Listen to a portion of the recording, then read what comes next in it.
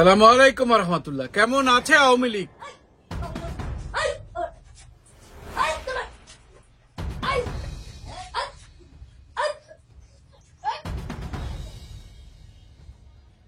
এমনই আছে আওয়ামী লীগ।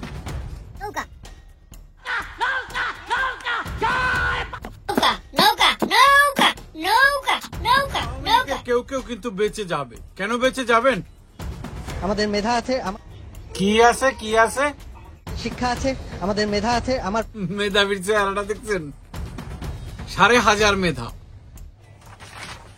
যাই হোক, আজকের প্রসঙ্গ এইসব না। আসলে আওয়ামী লীগ না, ভাই অ্যারেস্ট হয়েছে, তাকে গ্রেপ্তার করা হয়েছে।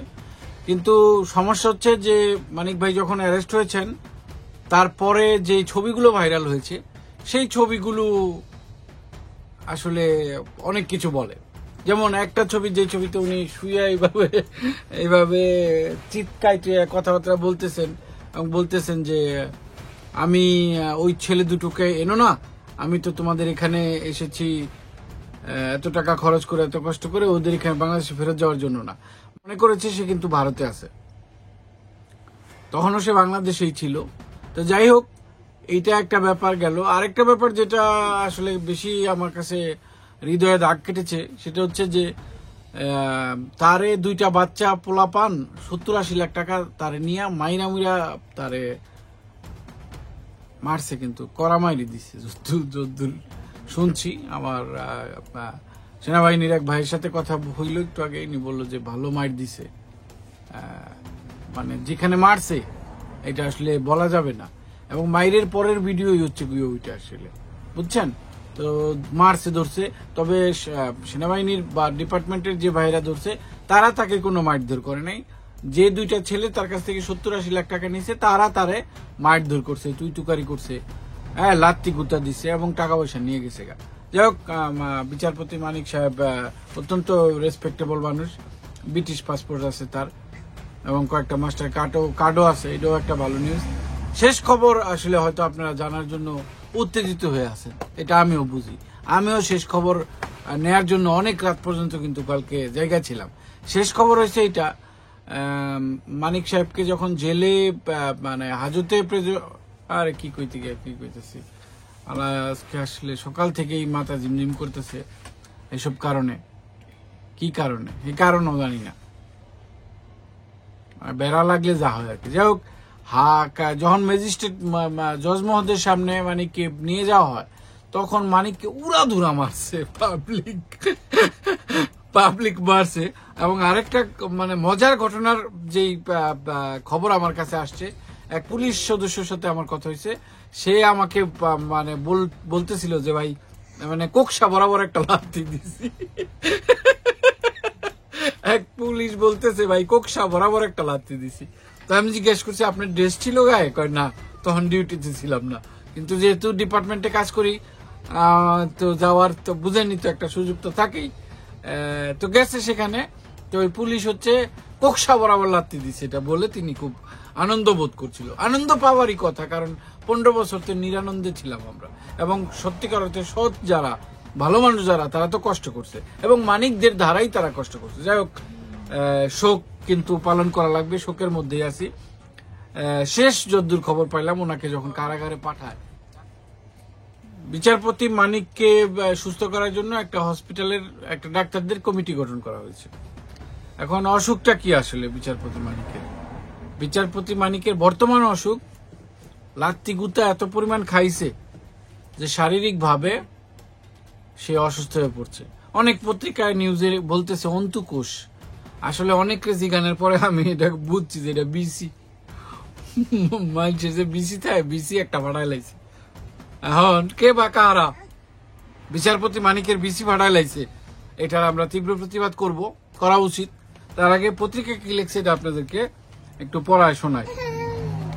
MAG ওসমানী মেডিকেল কলেজ হাসপাতালের পরিচালক ব্রিগেডিয়ার জেনারেল মাহবুব রহমান ভুইয়া এসব তথ্য নিশ্চিত করেছেন যে বিসি ভাড়ায় লাইছে। তিনি প্রথম আলোকে বলেন, শামসুদ্দিন সাহেব মানিক সকালে হালকা তরল খাবার খেয়েছেন, এখন আগের চেয়ে ভালো আছেন। যদি ঠিকঠাক থাকে ২-৪ দিনের মধ্যে তারাই আমরা ছেড়ে দেব। এর আগে সিলেটের কানাইঘাট উপজেলার সীমান্তবর্তী এলাকায় গত শুক্রবার 9:30 দিকে শামসুদ্দিন চৌধুরী মানিক সাহেবকে স্থানীয় জনতার সহায়তায় আটক করে বিজিবি। পরদিন শনিবার সকালে তাকে কানাইঘাট থানায় হস্তান্তর করা হয়। 54 ধারায় গ্রেপ্তার দেখিয়ে গতকাল বিকেলে আদালতে হাজির করলে সিলেটের জ্যেষ্ঠ জুডিশিয়াল ম্যাজিস্ট্রেট 1 আলমগীর হোসাইন তাকে কারাগারে পাঠান। প্রিয় সহযোদ্ধারা, আদালতে প্রবেশের সময় আদালত প্রাঙ্গণে থাকা দলবদ্ধ কিছু ব্যক্তি শামসুদ্দিন চৌধুরী মানিককে বেধড়ক কিল ঘুষি মারেন। অনেকে ডিম জুতা নিক্ষেপ করেন। কেউ শামসুদ্দিন চৌধুরীর নাম উল্লেখ করে কটূক্তিমূলক স্লোগান দেন। কটূক্তিমূলক স্লোগান, পত্রিকায় সাংবাদিক তো তাদের তো ভদ্র ভাষায় বলতে হয়, এই জন্য এই ধরনের ভাষা ইউজ করছে তিনি। শারীরিকভাবে লাঞ্ছিত করে জখম করেন। শারীরিকভাবে লাঞ্ছিত করে জখম করেন এর মানে কেউ মনে করেন না যে তার ইজ্জতের উপরে কেউ হামলা করছে। তারে আসলে জুতা ঝাড়ু দিয়ে বাইরাইছে, তারে ঝাড়ু জুতা দিয়ে বাইরাইছে। এসব দলবদ্ধ ব্যক্তির আক্রমণ থেকে বাঁচিয়ে দায়িত্বরত পুলিশ সদস্যরা কোনোভাবে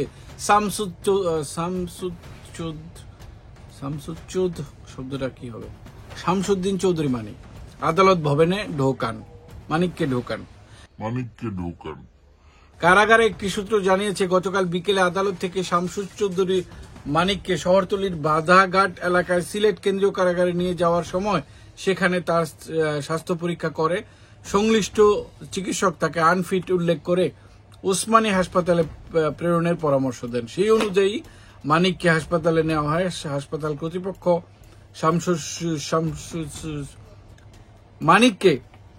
মানিককে ওসমানী মেডিকেল কলেজের অধ্যক্ষ মেডিসিন বিভাগের প্রধান শিশির চক্রবর্তীকে সভাপতি করে একটি 8 সদস্যের বোর্ড মেডিকেল গঠন করা হয় শামসুদ্দিনের অবস্থা পর্যবেক্ষণের জন্য। লাস্ট খবর পাওয়া পর্যন্ত তার একটা অন্তুকোষ ফেটে গেছে, এরকম একটা কথা বলছে, যেটা আমি বাংলা ভাষায় বুঝছি যে বিচি, মানুষের যে 2 বিচি থাকে, 1 বিচি injured. We have 2 bichi generally, 1 bichi injured. Someone beat him and he become injured. Anyways, medical বোর্ডের অন্য সদস্যরা হলেন রেডিওলজি বিভাগের প্রধান অধ্যাপক আশিকুর রহমান এবং প্রধান অধ্যাপক শাহ ইমরান। মেডিকেল বোর্ড সূত্রে জানা গেছে, শামসুদ্দিন চৌধুরী মানিক 4th তলায় হাসপাতালে ওয়ার্ড 4-এর অধীনে ভর্তি আছেন। গত রাত 9:45 দিকে তার স্কোটাল ইনজুরির কারণে তাকে অস্ত্রোপচার করা হয়। মেডিকেল বোর্ডের সদস্য বলেন, মানিকের অস্ত্রোপচার হয়েছে। অস্ত্রোপচার কি আমি মনে করতাম ওই অস্ত্র, যাই হোক আমরা দুজনেই এরকম। যাই হোক, মানিকের যারা বিচিতে আঘাত করেছে, মানিকের বিচিতে যারাই আঘাত করছেন তাদের প্রতি তীব্র নিন্দা প্রকাশ করছি এবং আমরা বিশ্বাস করি যে মানিকের অবস্থা অবনতি হবে, মানিকের অবস্থা উন্নতি হবে। আজকের মতো এখানে বিদায়। সুষমা শরীফ আপনাদের সঙ্গে ছিলাম। এই চ্যানেলটিতে আপনি নতুন হলে আহলান সাহলান, এখন থেকে কন্টিনিউ করব। এটা অনেক সময় বলি কিন্তু কন্টিনিউ করা হয় না, পেটের দায় আছে বলে। যাই হোক, আপনারা সকলে ভালো থাকবেন। মানিককে যেইভাবে কিল ঘুষি মারা হলো সেই সম্পর্কে আপনার মতামত আমাদেরকে জানাবেন। আমরা বিশ্বাস করি আপনি কিল ঘুষির পক্ষে, আমরা বিশ্বাস করি আপনি কিল ঘুষির পক্ষে না, কিন্তু তাও আপনার মতামত জানাবেন। সালাম আলাইকুম। ঘৃণা করেন তো শেখ মুজিবকে, তার ছাপানো যে টাকাগুলো ব্যবহার করতেছেন, কোন মায়ের গর্ভে জন্ম আপনাদের, কোন বাবা জন্ম দিছে, সেই টাকাগুলো ছুঁড়ে ফেলে দেন।